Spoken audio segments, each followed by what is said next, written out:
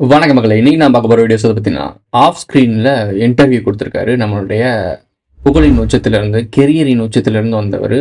இந்த கிங் மேக்கர்ன்னு சொல்லி எல்லாரும் கொண்டாடப்படுறாங்களாம். ஸோ எனக்கு ஏன் கிங் மேக்கர்ன்னு சொல்றீங்க? நான்லாம் கிங் மேக்கர் கிடையாது. என்ன கிங் மேக்கர்ன்னு அழைக்காதீங்க. அப்படின்லாம் தன்னைத்தானே இறக்கிக்கிட்டாரு. அதாவது போற இடமெல்லாம் கற்றோருக்கு சென்ற இடமெல்லாம் சிறப்புன்னு சொல்லுவாங்க. கல்லாதவருக்கு போற இடமெல்லாம் செருப்புன்ற மாரி, போற இடமெல்லாம் என்ன சொல்லிக்கிருக்காப்ல அவரு, கெரியரின் உச்சம், கெரியர் உச்சம் இவரா சொல்லிக்கிறாரு. இவங்களுடைய படங்கள்லாம் எத்தனை கோடிக்கு பாக்ஸ் ஆஃபீஸ் ஆயிருக்கு, அப்படி ஆயிருக்குன்னு சொல்லி, இந்த கலெக்ஷன்ஸ் எல்லாம் போய் தேடி பார்க்கும்போது நெறைய விஷயங்கள் இவங்களாவே ஹைப் ஏத்தி விடுறதுக்காக பல வேலை பார்த்துருக்காங்க. அப்போ அதெல்லாம் டேலி பண்ணிட்டோம் அப்படின்னா, கெரியரின் உச்சம்னு ஒண்ணு இருக்கவே இருக்காது. அது ஒரு போலியான உச்சம்.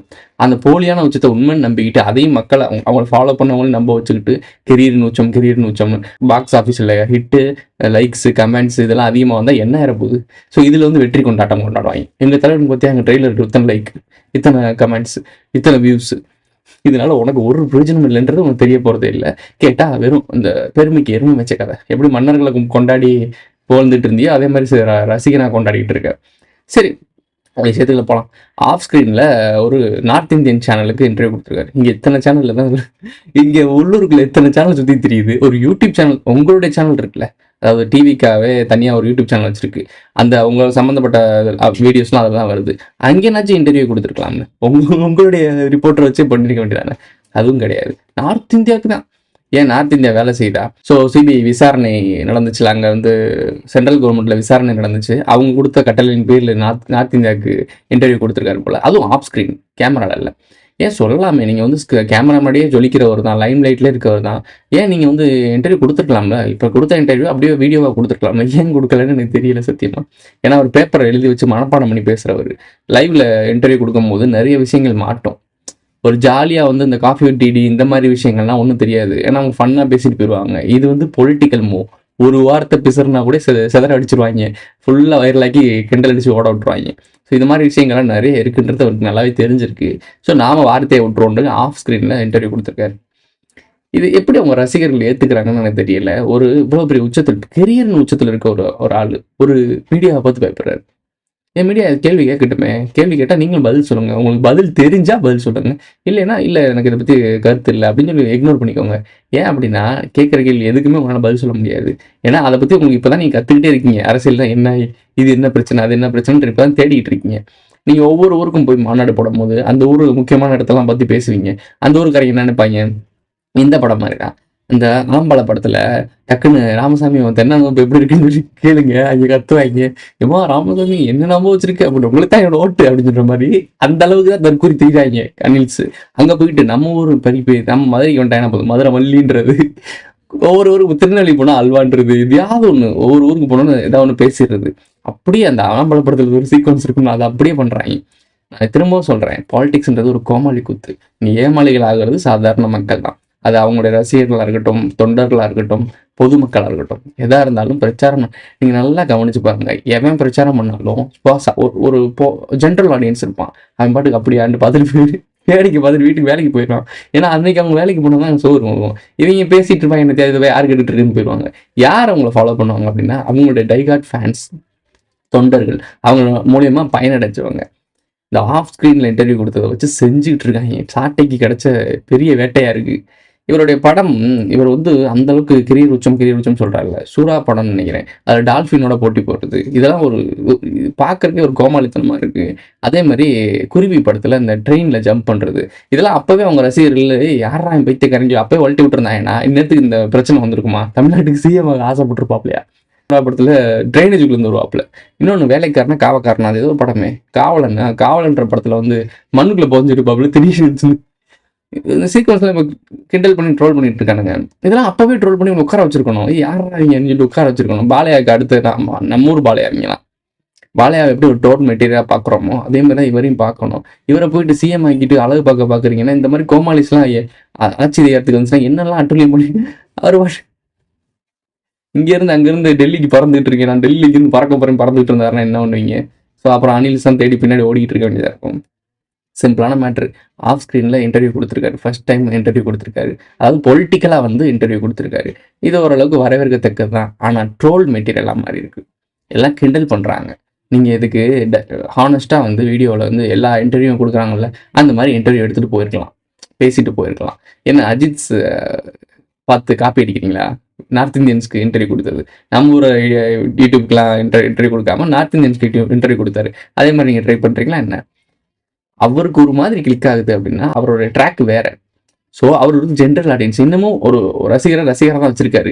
ஏன் அப்படின்னா, அவர் இப்ப ரேஸ் போறாரு. ரேஸுக்குன்னு ஒரு ரசிகர் இருக்காங்க. ஸோ, சினிமாக்குன்னு ஒரு ரசிகர் இருக்காங்க. இன்னமும் அவருக்கு ரசிகர் தான் இருக்காங்க. தொண்டர்கள் இல்ல. உங்களுக்கு தொண்டர்களா மாறிட்டாங்க. அப்ப அதுக்கு ஒரு மெச்சூரிட்டி இருக்கணும். மெச்சூரிட்டியா ஹேண்டில் பண்ணணும். நீங்க ஜெயிக்க போறதில்ல. இந்த பொலிட்டிக்கல் கேம்ல நீங்க டிஎம்கேவ ஜெயிக்க வைக்கிறதுக்காக ஒரு ட்ரம்ப் கார்டா பயன்படுத்த போறாங்க. ஸோ, இது எல்லாருக்கும் தெரிஞ்ச விஷயம். அதாவது விஷயம் தெரிஞ்சவங்களுக்கு தெரிஞ்ச விஷயம். உங்கள நம்பி இருக்கிற ஒரு கோடான கோடி மக்கள் இருக்காங்கல்ல, உங்க ஃபாலோவர்ஸ். அவங்களுக்கு தான் எதுவுமே தெரிய போறதில்ல. அவங்க ரசிகர்களுக்கு கடைசியா ஒண்ணு சொல்லிக்கிறேன். அவரு ஜெயிக்க மாட்டாரு. கவலையே படாதீங்க. ஒரு எம்எல்ஏ சீட்டு வாங்குறது வாய்ப்புகள் கம்மி. பட் இருந்தாலும் ஒரு எம்எல்ஏ வாங்கலாம். சிஎம் வேணா விஜய் மட்டும் ஒரு எம்எல்ஏ ஆகலாம். சிஎம்லாம் ஆகவே முடியாது. கனவுல கூட நடக்காது. ஸோ இத நம்பிக்கிட்டு நீங்க களத்துல வேலை செய்வோம், அப்படி வேலை செய்வோம் அப்படின்னு சொல்லிட்டு Twitterல, Facebookல எல்லாத்துலயும் அவதூறு பரப்பி திட்டிட்டு இருக்காதீங்க. நாளைக்கு திருப்பி டிஎம்கே தான் ஆட்சிக்கு வரும்போது தூக்கி துண்டு கிட்ட தூக்கி துவைச்சு விட்டுருவாய்ங்க. ஞாபகத்துல வச்சுக்கோங்க. ஏன்னா நான் பார்த்துட்டு இருக்கேன். நான் ஒரு வீடியோஸ் போட்டிருந்தேன் Instagramல. அதுலயுமே ஒரு குட்டி சொல்லலாம். சம்மந்தமே இல்லாம பேர்ட் வேர்ட்ஸ்ல கிழிச்சிட்டு இருக்கேன். நான் யோசிச்சேன் மனசுக்குள்ள. நான்லாம் கெட்ட வார்த்தையில பாட்டே பாடுறவன்டா. என்கிட்ட வந்துட்டு பேசிக்கிறீங்கடா. பொது மேடைன்னு சொல்லிட்டப்போ நம்ம அடக்கி தான் வாசிக்கணும். ஸோ அந்த கமெண்ட்ஸ்ல நம்ம நோட் பண்ணும்போது அவங்களோட மென்டாலிட்டிய யோசிச்சு பார்க்குறோம். அவங்க எதுவுமே யோசிக்கிறது இல்ல. அவங்க டோபமைண்ட் அவங்க மூளைக்குள்ள இருக்கிறது ஃபுல்லா விஜய் மட்டும் தான் இருக்கு. டிவிகே இது மட்டும் தான் அவங்க மண்டையில இருக்கு. வேற எதுவுமே இல்ல. யார பேசுறோம்? என்ன பேசுறோம்? சமூக ஊடகத்துல பேசுறோம். ஒரு பொது வெளியில பேசுறோம். தன்னோட டிபி வச்சுட்டே பேசுறோம். டிபி இல்லாம ஃபேக் ஐடில நெறைய பேசுறோம். இதெல்லாம் புரியல அவங்களுக்கு. ஒரு பொது வெளியில எப்படி பேசணும்னே புரியாதவைங்க, தொண்டரா மாறி நாளைக்கு எலக்ஷன்ல ஜெயிச்சு ஒரு கவுன்சிலர், வட்டச்செயலாளர், எம்எல்ஏ இப்படிலாம் ஆனா என்ன எப்படி இருப்பாங்கன்னு யோசிச்சு பாருங்க. ஆட்சியும் அதிகாரம்னா என்னன்னே தெரியாது. சோசியல் மீடியானா கூட என்னன்னு தெரியல இவங்களுக்கு. ஸோ அதுலயே இவ்வளவு கேவலமா கண்றாவியா கத்திக்கிட்டு இருக்கானுங்க. இவங்கள மாரி ஆட்கள்லாம் பதவியில வந்து இ ஏன் இப்போ இவங்கள மாரி ஆட்கள்லாம் இந்த மாரி கோமாளி கூத்து பண்றாங்கன்னு தெரியுதா? நான்லாம் கரியரின் உச்சம் அப்படின்னு சொன்னா இவங்க ஃபயர் அவுட் தான் செய்வாய்ங்க. ஏன்னா இவங்களோட புரிதல் அவ்வளோதான். இவங்க யோசிச்சிருக்கணும். இத்தன கோடி வசூல்ன்னு சொல்லியிருக்காய்ங்க. அப்ப இவ்வளோ கோடி சம்பாரிச்சிருக்காரு. இப்ப நெறைய சம்பாரிச்சு சேர்த்து வச்சுட்டு இதுக்கப்புறம் சம்பாரிச்சு என்ன பண்ண போறோம்னு தானே வந்திருக்காரு. இவர் எங்கடா கரியர் உச்சத்துல வந்திருக்காரு? நமக்காகலாம் வரல. அவர் செட்டில் ஆயிட்டாப்ல. இதுக்கு மேல படம் அடிச்சா 100 கோடி 150 கோடிலாம் எவனும் நமக்கு குடுக்க மாட்டாய்ங்க. ஸோ அடுத்த படம்லாம் வராது. இதுக்கப்புறம் ஓஞ்சு போயிட்டோம். இந்த சொத்தெல்லாம் பாதுகாக்கிறதுக்கு அரசியலுக்குள்ள போகணும். அதே மாரி அந்த சொத்த சேர்த்து வச்சிருக்காருல்ல, அதுல பாரேன் ரஜினியே சொல்லியிருக்காப்புல. ஆரம்பத்துல நான்லாம் பிளாக்ல மணி வாங்கியிருக்கேன்னு சொல்லி. ரஜினி வாங்கியிருக்காருன்னா, சின்ன ரஜினி வாங்கியிருப்பாப்புல. ஸோ இப்ப இதெல்லாம் பிடிச்சிருப்பாங்க. ரைட்ல பிடிச்சிருப்பாங்க. அதெல்லாம் கணக்கால காட்டாத ஒரு சொத்தா இருக்கும். அப்ப என்ன பண்ணுவாங்க அப்படின்னா, இத வச்சு லாக் பண்ணுவாங்க. அப்ப எங்களுக்கு ஒரு பொலிட்டிக்கல் டிராமா இருக்கு. இந்த டிராமால வந்து நடிச்சுட்டு போ. அங்க சினிமால நடிப்பேன். அந்த மாரி இங்கேயும் நடிச்சுட்டு போன்னு நடிக்க வைப்பாங்க. நல்லா யோசிச்சு பாருங்க. சொந்த காச அவர் இறக்கவே இல்ல. அரசியல்ல சொந்த காச இறக்கவே இல்ல. ஆதவ அர்ஜுனன் ஒரு ஃபினான்சியர் கூடயே இருக்காப்ல. அவர் தான் இறக்கிறாப்ல. இது அஃபிஷியலா யாரும் சொல்லல. பட் பொதுவா வெளிய சொல்லிட்டு இருக்காங்க. அது யாரு? அம் அவரு பேர் என்ன? மாரிதாஸ்ல தான் சொல்லிட்டு இருக்காப்ல. ஸோ மாரிதாஸுக்கு அவங்கலாம் கொஞ்சம் விஷயம் தெரிஞ்ச ஆட்கள். அவங்கலாம் பேசுறது வந்து அவர் தான் இறக்குறான்னு சொல்றாங்க. இந்த மார்டின்னு சொல்லி இந்த லாட்டரி டிக்கெட்டுன்னு ஒரு விஷயம் இருக்கு. ஊழல ஒழிக்க வரோம்னு சொன்னோம்னா, போலியான விஷயத்தையும், ஏமாத்து விஷயத்தையும் தடுக்கணும். லாட்டரி டிக்கெட்னா என்ன? அது ஒரு ஏமாற்று வேலை. ஒரு 10,00,000 பேர் லாட்டரி வாங்குறாங்க. அவ்வளோலாம் இருக்காது. ஒரு 50,000 பேர் லாட்டரி வாங்குறாங்க அப்படின்னா, ஒரு ரூ. 2,000 லாட்டரி. இல்ல ரூ. 150 லாட்டரின்னு வச்சுக்கோங்க. 10,000 பேர், 50,000 பேர் வாங்கும்போது அது மேஜரான ஒரு அமௌண்ட்டா மாறும். அந்த அமௌண்ட்லேருந்து ரூ. 1,00,00,000 ரூ. 2,00,00,000 தான் பரிசு விழுகும். ஆனா அவங்க சம்பாரிச்சது 6, 7, 8 கோடிய சம்பாரிச்சிருப்பாங்க. கொஞ்சம் அமௌண்ட்ல வச்சு சொல்றேன். அப்போ இது மூலியமா பெனிஃபிட்ஸ் ஆகுறது யாரு? இந்த லாட்டரி டிக்கெட் விக்கிறவங்க. மக்கள் தான் அதுல அழிஞ்சு போயிட்டு இருக்காங்க. அப்புறம் ஜெயலலிதா அவங்க தான் வந்து இந்த லாட்டரி டிக்கெட்லாம் பேன் பண்ணி வச்சிருந்தாங்க. ஆனா கேரளால இன்னும் ஓடிட்டு இருக்கு. ஸோ யோசிச்சு பாருங்களேன். இந்த லாட்டரி டிக்கெட்ட வச்சு ஒருத்தர் சம்பாரிச்சு மிகப்பெரிய பணக்காரனா மாறியிருக்காரு. இவர் பின்புலத்துல இருந்து இவருக்கு ஏக்குறாரு. இவர் மட்டும் உத்தமரா? இவரோட படங்கள் எல்லாமே பிளாக்ல தான் டிக்கெட் வித்துட்டு இருக்காங்க. இப்ப ரீசெண்டா ஜனநாயகன் கூடயே ரூ. 1,500 3,000 வரைக்கும் பேரம் பேசிட்டு இருக்காங்க. நியூஸ் சேனலே போட்டுட்டு இருக்கு. அப்போ இவங்கெல்லாம் ஊழல ஒழிப்பாங்கன்னு சொல்லி மேடையில பேசிட்டு, எப்படி போய் சோறு திங்கிறாய்ங்க? இத எப்படி நீங்க பார்த்துக்கிட்டே ஃபயர் விடுறீங்கன்னு எனக்கு தெரியல. ஹானஸ்ட்டா கேட்கிறேன். விஜயோட ஃபேன்ஸா இருந்தீங்கன்னா, ஹானஸ்ட்டா உங்கள்ட்ட கேட்கிறேன். இவரு ஊழல் ஒழிப்பேன்னு பேசுறாப்ல. இவரோட படத்துக்கு டிக்கெட் ரூ. 150 எதுக்கு 3,000 விக்குது? அதுக்கு பேர் என்னன்னு உங்களுக்கு தெரியுமா தெரியாதா? அதுக்கு பேர் தான்டா ஊழலு. ரூ. 150 டிக்கெட் எதுக்குடா 3,000 விக்கிறீங்க? அப்படி எதுக்குடா டிமாண்ட கிரியேட் பண்றீங்க? யார்றா அந்த படத்துக்கு போற? இப்போ உங்க காச ஏமாத்தான்னு வாங்குறாங்க. அப்ப இதுக்கு பேரு ஸ்கேம் தானே? ஊழல் தானே? இந்த ஊழல் காசுல தானே அவர் கொடிகட்டி பறந்தாரு. அது பேர் தானே கெரியரின் உச்சம். அப்படி ஒரு கெரியர் உச்சத்த விட்டுட்டு வந்தா என்ன? வரட்டுனா என்ன? இப்படி ஒரு ஆளை நீங்கள் எப்படி நம்பி சிஎம் ஆக்கி நாளைக்கு உங்களை வாழ்க்கையை காப்பாற்றுறன்னு எப்படா நம்புறீங்க? எனக்கு புரியவே இல்லைடா சத்தியமா. உன்னை ஏமாத்துறான்டா. அவனு ஒரு சினிமாக்காரனா இருக்கும் போதே உன்னை ஏமாத்திருக்கான். அரசியல்வாதியானா உன் கஜானாவே அவன் கையில போய் உனக்கு அவ்வளோதான். உன்னை பற்றி பேசுறதுக்குலாம் இவ்வளோதான். ரொம்ப நேரம் டைம் கொடுத்துட்டு இருக்க முடியாது. அடுத்த ஒரு விஷயம், இந்த ரீல்ஸ் பண்ணுற அக்கா வந்து கூட்டி வந்து இந்த பெண்களுக்கு கல்வி கொடுக்குறேன்னு சொன்னாங்கல்ல, அது நியூஸ்லேயே போட ஆரம்பிச்சிட்டாங்க. நான் நினச்சேன் என்னடா இன்னும் நியூஸில் வராமல் இருக்குன்னு நினச்சேன், வந்துருச்சு. இதை பார்த்தீங்கன்னா ஆபாசமான விஷயங்கள்லாம் அவங்க வந்து மெம்பர்ஷிப்பில் போட்டு இந்த வேலை பார்க்குறவங்க, இவங்களை கூட்டி வந்து அவேர்னஸ் வீடியோ பண்ணுறது தப்பான விஷயம் அப்படின்னு சொல்லி பேசுகிறாங்க. இது ஏன் அப்படி பேசுகிறாங்க அப்படின்னா, நீங்கள் யோசிச்சு பாருங்கள், இந்த ஹெச்பிவி அந்த ஹெச்பிவி வேக்சின் ஒன்று இருக்குது. இந்த வேக்சினை பற்றின வீடியோ நான் டிஸ்கிரிப்ஷனில் கீழே லிங்க் கொடுக்குறேன், தயவு செய்து போய் பாருங்கள். இது தேவையா தேவையில்லையான்றது ரொம்ப ரொம்ப முக்கியமான விஷயம். இதே மாதிரி ஒருத்தவங்க ஒரு டாக்டர், இந்த துறை சார்ந்தவங்க, அந்த துறை சார்ந்தவங்க ஒரு ஆர்டிக்கல் எழுதியிருக்காங்க, ஒரு கட்டுரை மாதிரி எழுதியிருக்காங்க. அதையும் படித்து பாருங்கள். இது என்ன மாதிரி விஷயம் அப்படின்றது புரியும். இது ரொம்ப டேஞ்சரான விஷயம். ஸோ அதனால தான் இந்த வீடியோவுக்கு நடுவில் விட்டுருக்கேன். முதல்ல போட்டது இந்த கோமாளியை பற்றி பேசுனது. என்ன நினைப்பாங்க, கோமாளி வீடியோ கண்டுக்காம போயிடுவாங்க. நடுவில் இந்த போர்ஷன் தான் ரொம்ப முக்கியம். கீழே கொடுக்குற அந்த ஒரு வீடியோவும் அந்த ஆர்டிகல்ஸையும் படிங்க. அவங்களோட போஸ்ட்டையும் நான் லிங்க் பண்ணி வைக்கிறேன், பாருங்கள். இது எவ்வளோ டேஞ்சரான விஷயன்றது உங்களுக்கு புரியும். ஸோ இதை அப்படியே கடந்து போயிட்டு அப்படி நம்ம அடுத்த மூக்கம் போயிடணும். அல்கிருதத்தை ஏமாற்றணும். சட்டவிரோதமான குவாரியில் மண் அள்ளியிருக்காங்க, ரொம்ப கொடூரமாக அள்ளியிருக்கானுங்க. சரி இது மூடப்பட்டிருக்கு அப்படின்றது தெரிஞ்சும் அங்கே போய் இந்த மாதிரி வேலைலாம் பார்க்குறாங்கன்னு ஒரு ரிப்போர்ட்டர் போயிருக்காங்க. ஸோ அந்த ரிப்போர்ட்டர் போனதுக்கு அந்த ரிப்போர்ட்டரையும் வீடியோகிராஃபரையும் கட்டி துண்டு கட்டாக தூக்கி கடத்திட்டு போய் வச்சு நம்பணும்னு குத்திருக்காங்க. அந்த வீடியோவில் அந்த ஆடியோ காலில் உடைய அவங்க கத்துறது கெஞ்சுறதெல்லாம் ஆடியோவாக வந்திருக்கு. இது நம்ம சினிமாஸில் பார்த்துருக்கோம். ஆக்சுவலி இந்த சினிமாஸில் இந்த மாதிரி சீன்ஸ்லாம் வந்து பார்த்துருக்கோம். ரியல் லைஃப்லேயே நடந்துகிட்ருக்கு. இதெல்லாம் எந்த ஆக்ஷன் எடுக்கல. அந்த முக்கியமான அந்த குவாரி முதலாளி யாருன்றது பிடிக்கல. அந்த முதலாளி யாருன்னு பார்த்தா இதுக்கு முன்னாடி ஒரு மிகப்பெரிய கல்யாணம் நடத்திருக்காங்க. நான் அந்த வீடியோ கூட பார்த்துருக்கேன். இந்த கல்யாணம் நடந்தப்போ என்னடா இவ்வளோ பிரம்மாண்டமாக நடத்துகிறாங்க, யாரும் அப்பா வீட்டு காசு 150 கோடியை செலவு பண்ணியிருக்காங்க ஒரு திருமணத்துக்கு. அவன் 50,000 1,00,000 குடும்பத்தை கல்யாணம் பண்ணி நடத்துறதே பெரிய பஞ்சாயத்தாக பார்த்துட்டு இருக்கான். மிடில் கிளாஸ்ன்றவங்க 20 லட்சம் கல்யாணத்துக்கு செலவு அதுவே அவங்களோட ஒட்டுமொத்த சேவிங்ஸையும் வச்சு கல்யாணத்தில் முடிச்சுட்டு வாழ்க்கை முழுக்க இஎம்ஐ கட்டி தெரியாங்க. இவங்க ஒரே நாள் செலவு பண்ணுற செலவை பார்த்தீங்கன்னா 150 கோடி. இதுக்கு எனக்கு புரியல.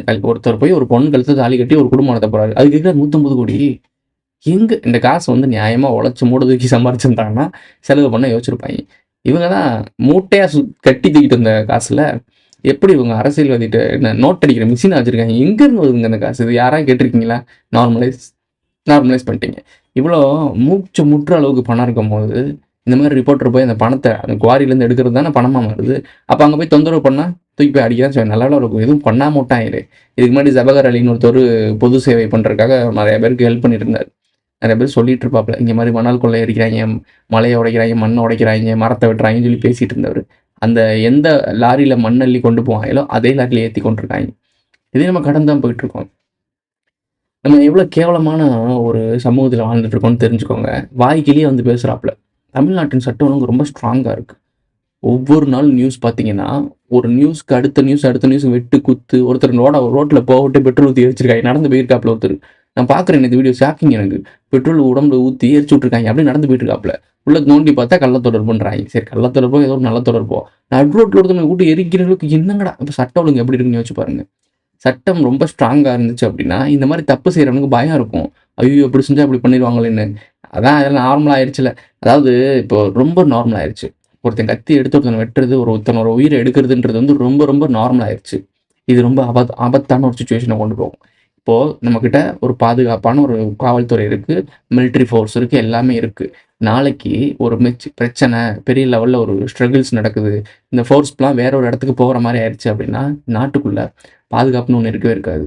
ஆனால் அச்சுறுத்தக்கூடிய ஆட்கள் நிறைய பேர் இருக்கான். புரியுதா உங்களுக்கு? இந்த நார்த் இந்தியாவில் இந்த போதைப் பொருட்களை உருவாக்குற கண்டுபிடிப்பாங்கல்ல, அந்த ஃபேக்ட்ரியை பிடிச்சிருக்காங்க. நாளுக்கு நாள் கஞ்சா போட்டுன கிலோ கணக்கில் பிடிச்சிட்டு இருக்காங்க. நம்ம ஊர் அமைச்சர் என்ன சொல்கிறாப்புல, இங்கே கல்டிவேட்டே இல்லை. இப்படி ஏன் இவ்வளோ பேர் போதையில் எங்கேருந்து போதையில் இருக்காங்க? வெறும் குடிச்சுக்கிட்டே இருந்தப்போ, சரக்கு மட்டும் அடிச்சுட்டு இருந்தப்போ, இந்த ஆல்கஹால் இருக்குல்ல, இதை அடிச்சுட்டு இருந்தப்போ இந்த அளவுக்கு பிரச்சனை வந்ததில்லை. அங்கேயும் பிரச்சனை இருந்துச்சு, ஆனால் இந்த அளவுக்கு இல்லை. எப்போ ஈஸியாக ஆக்சஸ் ஆகிற மாதிரி இந்த டேப்லெட்டு, ஊசி இந்த மாதிரி விஷயங்கள்லாம் நிறைய ஆச்சோ, கஞ்சா புழக்கம் அதிகமாச்சோ, இப்போது அது தலைவிரித்து ஆடிட்டு இருக்கு. ஏங்க ரோட்ல நான் என்னோட சொந்த எக்ஸ்பீரியன்ஸா சொல்றேன். எங்க அம்மாவும் எங்க வீட்ல இருக்கவங்க போய் ஹாஸ்பிட்டல் போயிட்டு வந்திருக்காங்க. போயிட்டு வர வழியில ஒருத்தன் பைக்ல வந்து ஒரு சின்ன குழந்தைய வச்சுட்டு வராங்க. கழுத்துல நகை போட்டுருக்காங்க. ஆக்சுவலா டைம் ஸ்டாப்பிங் தான் வந்திருக்கான். மிஸ் ஆயிடுச்சுன்னு உடனே இடிச்சுட்டு போயிட்டான். அந்த குழந்தையோட அந்த அக்கா கீழ விழுந்துட்டாங்க. குழந்தைய தூக்கிட்டு போறாங்க. எங்க வீட்ல பார்த்துட்டு வந்து என்ட்ட சொல்றாங்க. எனக்கு தெரிஞ்சு எங்க வீட்ல சொல்றாங்க. ஒரு ஒரு வாரத்துக்கு முன்னாடி. எனக்கு புரியல. இந்த ஏரியா வந்து ரொம்ப சேஃப் அண்ட் செக்யூரா தான் இருந்துச்சு. இந்த ஏரியாக்கு அங்கிட்டு தான் இந்த ரொம்ப ப்ராப்ளம்ஸ்லாம் இருக்கும். இப்ப இங்கேயே நடக்குது. அப்போ ஒரு ப்ராப்ளமே இல்லாத ஏரியாலயே திருட்டு வேலை நடக்குது. ஓப்பனாவே நடக்குது. கிட்டத்தட்ட 8 மணி, 7 மணி இருக்கும். அந்த டைமிங்லயே நடக்குது அப்படின்னா, யோசிச்சு பாருங்க. கொஞ்சம் ஆள் நடமாட்டம் இல்லாத ஏரியால பெண்கள் தனியா வேலைக்கு போயிட்டு வர நேரத்துல என்னென்ன நடந்துட்டு இருக்கு. நெறைய பேர் சொல்லியிருப்பாங்க. நெறைய பேர் சொல்லாம இருக்கலாம். எத்தனையோ நடந்துட்டு இருக்கு. நம்ம பாதுகாப்பா இருக்கோம்னு நம்புறீங்களா நீங்க? சரி. இதுக்கு மேல இத பத்தி பேச வேணாம். அடுத்த விஷயத்த பாருங்க. தமிழ்நாட்டுல புரட்டி போடுற மாரி பல பஞ்சாயத்து நடந்துட்டு இருக்கு. இவரு எலக்ஷன பத்தி பேசிட்டு இருந்தா கூட பரவால்ல. அதுல எலக்ஷன் நம்ம முக்கியம் அப்படின்னு போறாருன்னு போலாம். பைக்ல உட்காந்து ஃபோட்டோ எடுத்துட்டு இருக்காப்ல. கொஞ்ச நாள் தார்மீகம்னு ஒண்ணு வேணாமாங்க? என்னங்க இப்படி பண்ணிக்கிறீங்க? அநியாயம் பண்றீங்கங்க. எனக்கே தோணுது. இது அநியாயம்டா. நீங்க ரொம்ப அநியாயம் பண்றீங்கடான்ற மாரி இருக்கு. நீங்க அடுத்த தடவ ஜெயிக்க போறீங்கன்றது கன்ஃபார்ம் தான். நீங்க அடுத்த தடவ தான் நீங்க தான் சிஎம்ன்றது கன்ஃபார்ம் தான். உங்க பையன்ட்ட தான் நீங்க பொறுப்ப குடுக்க போறீங்க. எல்லாமே கரெக்ட் தான். இதோட எலெக்ஷன்றது முடிய போறதும் கன்ஃபார்ம் தான். ஆனா, கொஞ்சமாவது அந்த இந்த இந்த மக்கள் நீங்க இந்த நாட்டு மக்கள் கிடையாது. ஆனா, கொஞ்சமாவது கரிசனைன்னு ஒண்ணு இருக்கணும்ல. உங்க வீட்லயும் பசங்க இருக்காங்க. உங்க வீட்லயும் பெண்கள் இருக்காங்க. உங்க வீட்லயும் குழந்தைகள் இருக்காங்க. தமிழ்நாட்டுல அப்பான்னு பேரு மட்டும் போட்டா பத்தாது. ஸ்டைலா ஃபோர்ஸ் குடுத்துட்டு எல்லார் கூடயும் நாங்க ஜோயலா பழகுறோம். அப்படின்ற மாரி இருந்தா மட்டும் பத்தாது. மனசார ஒரு மனிதனா இருக்கணும் ஃபர்ஸ்ட்டு. ஒரு தலைமை பண்புனா எவ்வளோ முக்கியமான ஒரு விஷயம். முதலமைச்சர்ன்றது எவ்வளோ பெரிய பொறுப்பு. என்ன பண்ணிட்டு இருக்கீங்க? உங்க வயசுக்கு இது தேவையா? இது தேவையில்லாத வேலை. எதுக்கு இது? நாட்டுல என்ன நடந்துட்டு இருக்கு? வெள்ள நார்த் இந்தியன்ஸ்ல குடும்பத்தோட ஒருத்தர முடிச்சு விட்டாய்ங்க. குழந்தையிலேருந்து அம்மா, அப்பா ஒரு 3 பேர். ஒரு ஃபேமிலியே முடிச்சுட்டாய்ங்க. கொன்னுட்டாய்ங்க. சாக்கு பையில கட்டி கொன்றுருக்காய்ங்க. இது எவ்வளோ பெரிய இன்சிடென்ட்ஸு. நீங்க என்ன பண்ணியிருக்கணும்? பிரஸ் மீட்ட கூட்டி என்னங்க நடந்துட்டு இருக்கு சட்டம் பிரஸ் மீட்ட கூட வைக்க வேண்டாம். உங்க கட்டுப்பாட்டுல தான் காவல்துறை இருக்கு. ஃபுல் அதிகாரம் குடுக்க வேண்டியது தானே. என்னடா தப்பு நடக்குது? எங்க பண்ண மாட்டீங்க. இந்த அல்காரிதம் நமக்கு தெரியுது. பட் இருந்தாலும் ஜென்ரல் ஆடியன்ஸா பார்க்கும்போது ஒரு பயமா இருக்கு. இந்த நாட்டுல ஒரு குழந்தைகளையும், அடுத்து பெண்களையும் இந்த சமுதாயத்துல இதுக்கப்புறம் எப்படி வாழ போறாய்ங்க? இப்பவே இவ்வளோ கொடூரமா இருக்கு. இன்னும் வரப்போற நாட்கள்லாம் ரொம்ப டேஞ்சர் ஆகும். எவ்வளோ பெரிய பிரச்சனைகள்லாம் ஃபேஸ் பண்ண போறாங்கன்றது அந்த அந்த அச்ச உணர்வுக்காக தான் சொல்றேன். நீங்க அழிஞ்சு தான் போறீங்க. அது தெரிஞ்ச விஷயம் தான். நீங்க நெனச்சுட்டு இருக்கீங்க கோடான கோடிய சம்பாரிச்சு வச்சுட்டு நம்ம எஸ்கேப் ஆயிரோம்னு நெனைக்கிறீங்க. இங்கேருந்து வெளிய போனவன் உள்ள வரவே முடியாது. நாங்க எதுக்கு திருப்பி வரப்போறோம்? அதான் மொத்தமா சூறையாடிட்டு ஓடிருவோம்னு நெனைக்கிறீங்களா? போயிட்டு அங்க நீங்களும் நிம்மதியா இருக்க முடியாது. ஒரு ஹிண்ட் குடுக்குறேன். இங்கேருந்து கொள்ளையடிச்சு, இந்த மக்கள ஏமாத்தி இங்க மட்டும் இல்ல, உலகம் முழுக்க இந்த மக்கள ஏமாத்தி, இந்த மக்கள சுரண்டி, போலியா நம்ப வச்சு டெமோக்ரஸில இவ்வளோ நாள் எப்படி ஆட்டி படைச்சீங்களோ, இந்த ஆட்களுக்கு எல்லாத்துக்கும் அவங்க சேஃப் அண்ட் செக்யூரா விசா குடுப்பானுங்க. தங்க விசா குடுப்பானுங்க. அது மூலியமா எஸ்கேப் ஆவீங்க. ஆனா, அதோட மறந்துருங்க வாழ்க்கைய. அதோட வாழ்க்கைய மறந்துருங்க. அடி செருப்பால உங்களுக்கு தான் விழுகும். நீங்க நெனச்சு கூட பார்க்க முடியாது. அடி செருப்பால உங்களுக்கு தான் விழுகும். உங்கள நவுத்தி விட்டு தான் அவன் அடுத்த லெவலுக்கே போவான். இது உங்களுக்கு சொன்னா புரியாது. கர்ம வினைன்னு ஒண்ணு இருக்குங்க. நல்லா புரிஞ்சுக்கோங்க. ஒரு கர்ம வினைய அவன் அழகா ஹேண்டில் பண்றான். மனிதர்கள அவன் எப்பயுமே ஒரு ஆடாவும், பலியாடாவும் தான் பார்ப்பான். எதிரியாவ தான் பார்ப்பான். நீ அவனுக்கு வேலை பார்க்குறேன்றனால உன்னை தூக்கி தலையிலலாம் உட்கார மாட்டான். நீ அவனுக்கு பலியாடு தான். நீயும் ஒரு மனிதன் தான். ஸோ, மனிதனுக்கே துரோகம் பண்ற மனிதன். அப்போ உன் மேல இன்னும் 2, 3 கண்ணு எக்ஸ்ட்ரா வச்சிருப்பான். ஸோ, அப்போ உனக்குன்னு ஒரு நேரம் வரும். உன் நேரம் வரும்போது ஒரு ஆடு வளர்க்குறான்னு வச்சுக்கோங்களேன். புல்லு, பூண்டுலாம் போட்டு நல்லா அந்த கஞ்சிலாம் ஊத்தி வளர்த்துறதுக்கான காரணம் வச்சு சாமி கும்பிட்றதுக்கு இல்ல. ஸோ, உங்களலாம் வளர்த்து நல்லா சோறு போட்டு பல லட்சம் கோடிகள கொள்ளையடிக்க விட்டு உங்கள சும்மா விட மாட்டான். நீங்க எஸ்கேப் ஆயிருவீங்க. காலம் முடிஞ்சு எஸ்கேப் ஆயிருவீங்க. அது தொன்று தொட்டு இருக்குல்ல. சொத்து பேரனுக்கு வரைக்கும் போகுதுல்ல. பாவமும் பேரன் வரைக்கும் போகும். இவ்வளோதான் உங்களுக்கு சொல்ல முடியும். நீங்க எங்களுக்கு எதிர் தான் பண்றீங்க. எங்களுக்கு கெடுதல் தான் பண்றீங்க. இருந்தாலும் உங்களுக்கு நல்லது பண்றது தான் எங்க மனித குலத்தோட ஒரு முக்கியமான விஷயம். இது ஒரு ஹிண்ட் இல்ல, எச்சரிக்கை. இங்கேருந்து திருடுனவங்க, இங்கேருந்து கொள்ளையடிச்சவங்க எல்லாருக்கும் மரியாதை இருக்கு. நாங்கலாம் எதுவுமே பண்ண மாட்டோம். எவன் உங்கள இதெல்லாம் பண்ண விட்டானோ அவனே பண்ணி விட்டுருவான். வெயிட் பண்ணி பாருங்க. Who is this guy?